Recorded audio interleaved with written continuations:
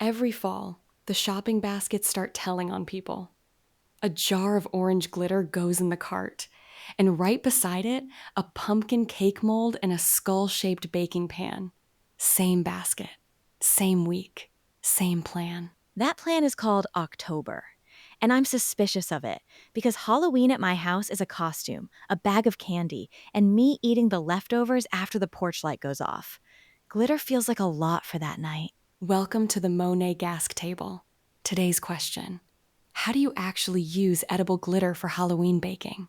What goes where? Which colors work? And what survives the oven? And say why this episode is now, not late October. Count the weekends between today and Halloween. That's your whole practice window. It's shorter than it looks. It always is. So here's the answer up front. Halloween glitter is a 2-move game. Move 1, a dark canvas. Chocolate, black buttercream, deep purple frosting. Move 2, 1 shimmer accent, brushed on dry at the end. Orange anchors the season, and real buyers pair it with purple, black, and green. And if the sparkle needs to go into the oven, it can. It's heat stable. That's the whole episode. Heat stable is a claim we're coming back to because I don't believe it yet. Noted. Scheduled. My real objection goes first, though. Halloween is the junk food holiday. It's fun-sized bars from a giant bag. Nobody is photographing a bundt cake between doorbells. Why would anyone buy shimmer for the one night that's already about store-bought candy? Because the baskets say those bakers exist. Orange orders roughly quadruple into the fall, and what lands beside that jar isn't cocktail gear. It's pumpkin cake molds. Last holiday season, a Nordic ware skull cakelet pan, the little pan that bakes skull-shaped cakes. Those buyers aren't garnishing a candy bowl.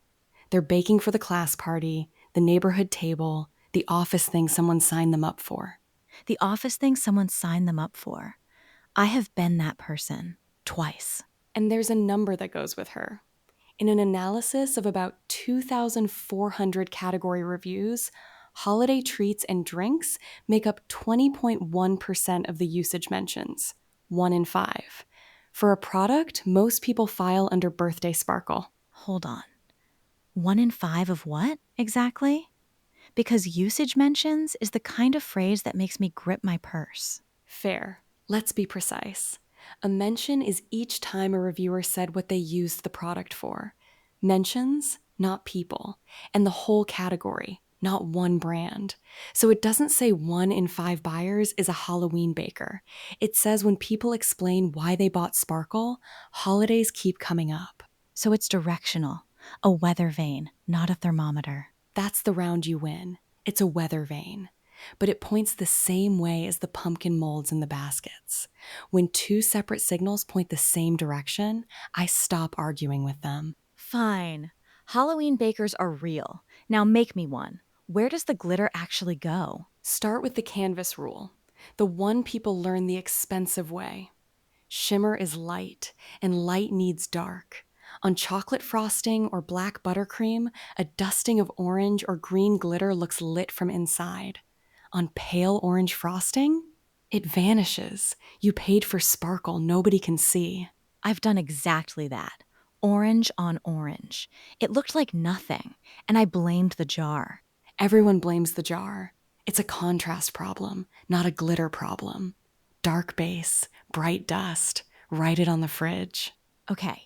The molded cakes, the skull pan people.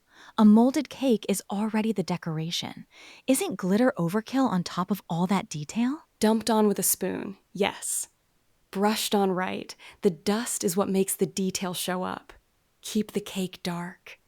Dry, soft brush, dip, tap off the extra, and sweep the raised parts only. The skull's cheekbones, the pumpkin's ridges.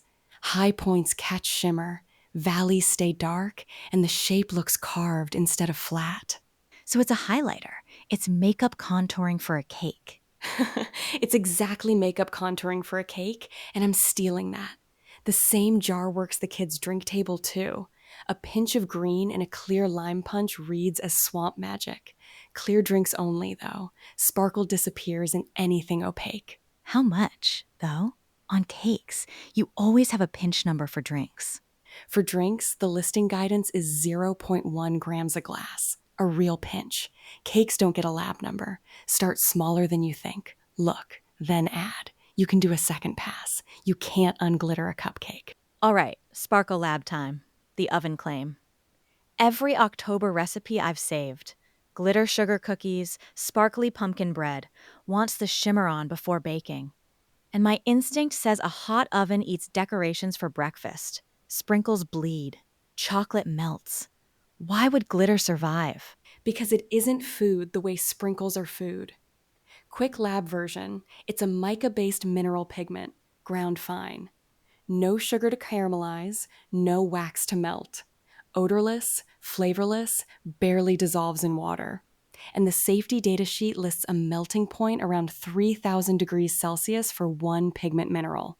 A home oven never gets within shouting distance. The sparkle goes into the oven on a cookie, and the same sparkle comes out the other side. So the heat claim stands. I hate it when the datasheet beats my instincts. One honest caveat. Heat stable means the shimmer survives, not that every surface holds it. Dust needs grip. On a bare cookie, a thin glaze or egg wash first. On frosting, it holds on its own. Now the segment I refuse to skip. Who should skip it? 3 people, honestly. First, Dana's opening point, and she was right. If your Halloween is a costume and a bag of candy, you have nothing to dust. Don't buy shimmer to fix a holiday that isn't broken. Second, the porch candy bowl. Kids grab and run in the dark. Nobody sees a treat at porch distance. Save the pinch for the party table. Third, if you want color. Neon green, a blood red drip. That's gel food coloring's job. Glitter adds light, not color. And add my label warning. October is the 1 month craft glitter and baking supplies practically share a shelf. The pumpkin carving display ends up next to the sprinkles. And the craft tube will say non-toxic, which is not the same word as edible. Non-toxic means it probably won't hurt you, the way a crayon won't. Edible means it was made to be eaten. For anything going into a mouth, the label needs the word edible and an actual ingredient list. No ingredient list, no cupcakes. That rule costs nothing and settles everything. Cheap rules are the ones people keep. Scorecard. I opened saying glitter on a junk food holiday is a lot. Where I've landed, the Halloween baker is real. The pumpkin molds and skull pans outed her. The method is dark canvas, one accent shade, brushed on dry at the end. High points, not everywhere. The oven genuinely can't hurt the stuff, which I didn't expect to concede. My caveats stand. Nothing for the candy bowl, gel color for color, no mystery shimmer without an ingredient list. Better than my notes. And the jars this method calls for have been through a few Octobers.